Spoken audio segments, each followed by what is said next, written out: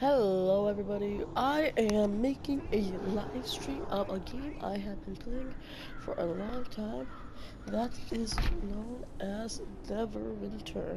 So, probably should have started this off at day one, but I'm fairly experienced at this game, so basically I'm just going to be giving you guys a look at the game. Level 7, which is the max level. I just been grinding and grinding on this. So what I'm gonna do today is, I think I'm gonna make a GWF Great Weapon Fighter build, which is what I am, my Great Weapon Fighter build, and I'm gonna start from level 1 with my Hunter Ranger. So, yeah, this is basically just gonna be a playthrough of the game. I might just do some builds, some dungeon walkthroughs, but for now, let's just get right into this. So for my Great Weapon Fighter build, I tried to invest in a couple of things. Since I'm fairly new to the level 70 aspect, I haven't been playing this for a long time. When I was a low level, I went for power, so if I were you, I'd keep your power around 13,000 to 15,000. That's a good level for it to be at. And critical strike, now my critical strike's not the best, but you probably want that to be at around the same level as your power, because you want to have the critical strike chance in the 50s or 60s. Even though I've seen some in the 90s, but I don't honestly think that's important. Armor pen, didn't really focus on that. Defense, well, you want your defense to be around the 8,000s possibly, if you can't get it up there. If you can't, go for the 6,000s. You also want to have your item level, which is up there. I can't really scroll up to it. Oh yeah, I can. You want to have that in the 2000s so you can farm and do epic dungeons and get the seals. And another thing I went for was lifesteal. You don't really need that in the 2000s. Just keep it above 1,500. That really comes in handy because when you're attacking and you don't have any more potions, you just steal life. Movement, don't really focus on that as much. For a Great Weapon Fighter, you want to focus on critical chance and critical severity. You really want to focus on the critical strike. Now, when it comes to building up your points, you want to go for strength and dexterity, because dexterity gives you your critical chance, inflection chance, or strength gives you that damage bonus and all that stuff. So I just went off this and stuff like that. Maximum hit points, you want to keep those pretty high for level 70 and stuff. On to powers. So I have the Destroyer active, which is when you get your huge strike steep, increasing your damage by 3% every time you hit more than 3 enemies in a single attack.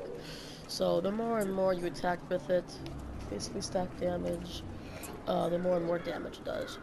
Also Slam, because that's a damage buff, it increases your damage, and increases your, it also gives you a buff, and increases your damage debuff, which is how much it takes off the damage either to you. And I think it also, yeah, it also helps the people around you.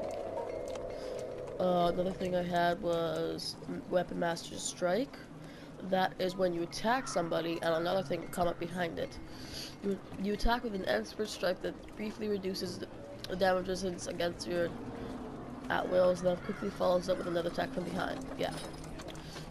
Sure Strike I also have, that's basically a 3-hit combo, and I'll show you both of those two in a second.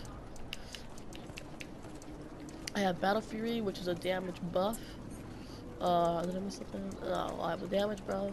I have the Daring Shout, which gives you more determination and a buff as well.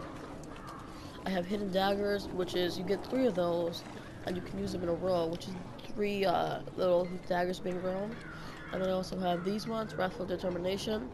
You'll gain up to 5% melee damage as your determination fills up. Yeah.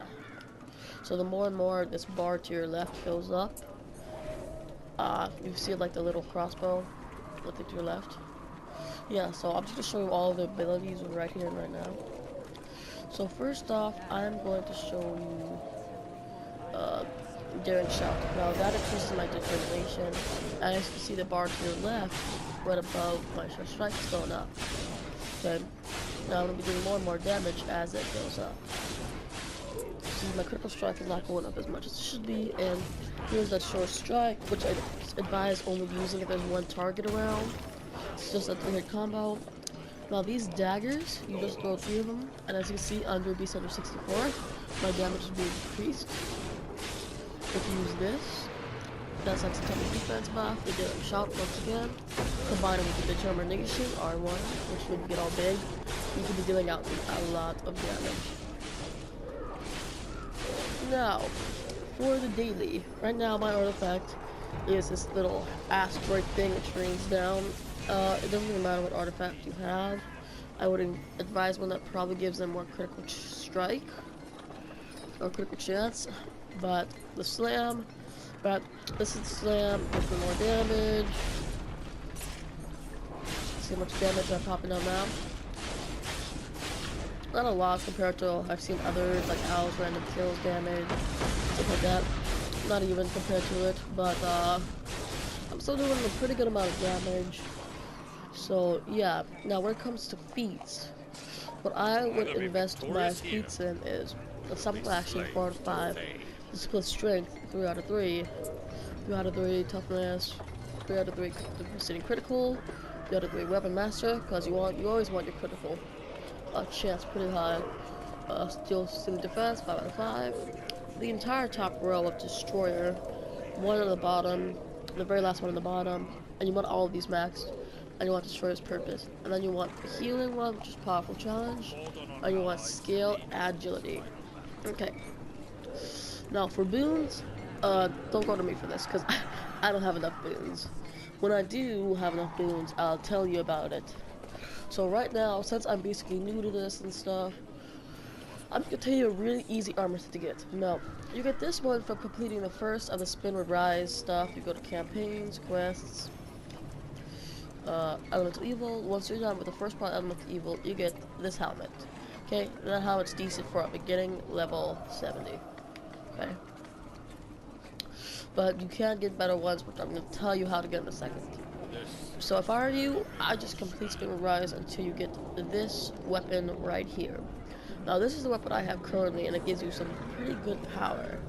So once you have that power on, you might want the armor, but I'm not going to tell you to get it. So now once you have that good great elemental great axe, which you should be level 70, level 60 when you start it, level 70 when you edit, or maybe level 68 when you start this, because I would advise going to Spinward Rise when you're level 67 or 68, and then going in and jacking stuff up. By the time you get the boons and stuff, it'll be level 70. Okay, so you have this, correct? So once you have the elemental fire axe, which is the thing I currently have, the elemental fire axe, I want to keep on refining it, get that item level to around 130, which would make it a rare. Now for me, I'm gonna tell you, Alliance Assault Scaramel. Now you need 600 of these, of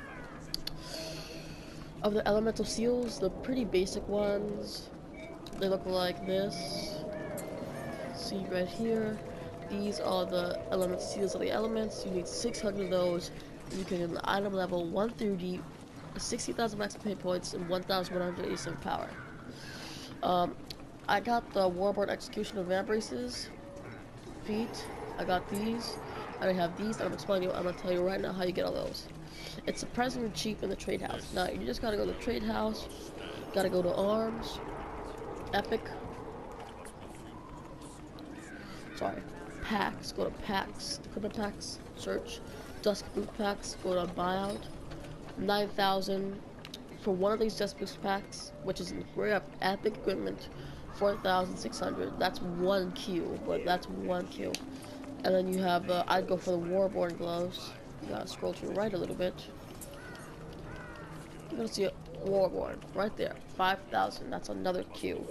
After about 2 cloak towers with your invoking.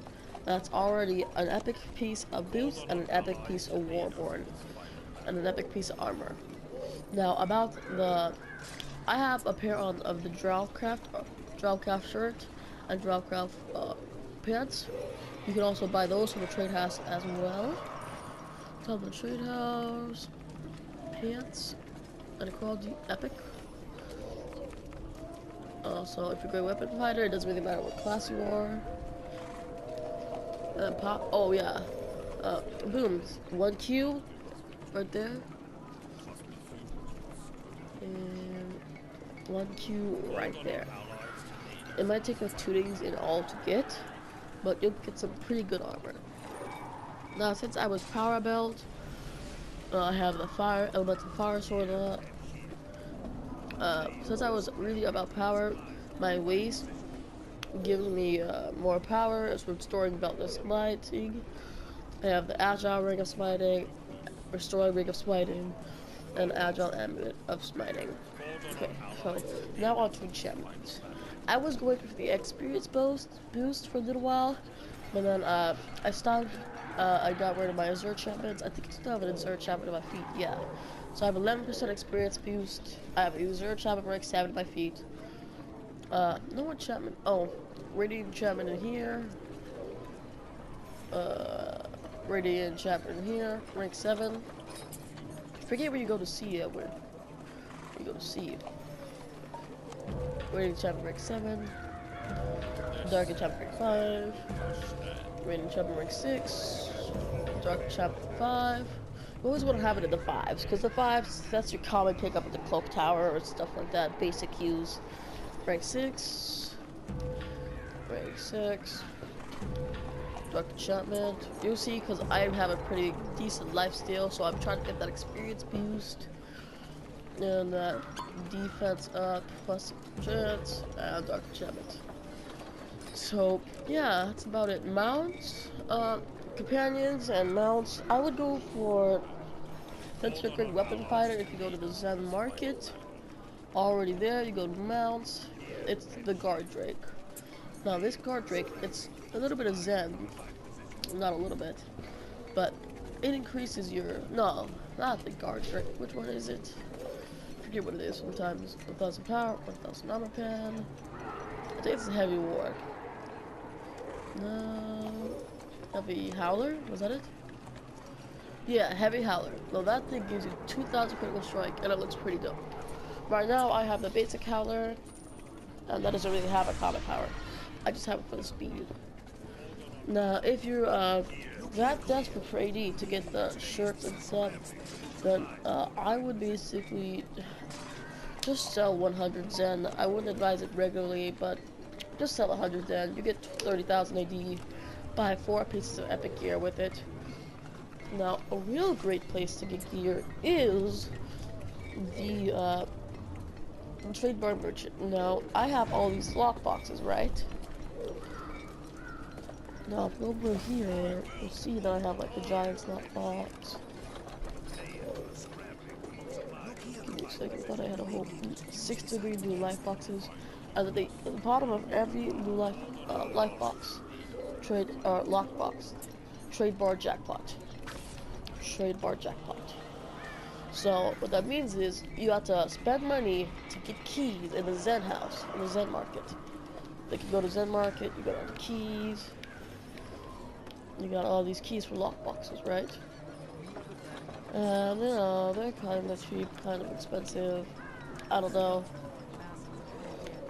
So what you want to do then is you want to go down to the trade bar merchant, and you can get some decent equipment. Yeah, it's actually not better than decent. You can get the Warborn, do this stuff, which is not what I'm telling you to get. If I were you, I would get this stuff. This one right here. It's 80 trade bars, but you can only get trade bars from opening up that stuff. I don't think there's any other way. I would have said the dust braid stuff, but I'm not gonna. Because this one already has higher item level, better stats, you know. So get this one definitely more than any others. Get the Warboard Execution degrees if you can. Get these two because they're also good for PvP. If you're not good for PvP, I would probably choose a Frostborn one. Especially if you spend a lot of time in Bridge, Shardor, and Icewind Dale. And you really want the Frostborn ones. But that's about it. And why is my companion still attacking those? So, for me, that's about the end of this video. If you want to see more builds and stuff, just leave a comment below.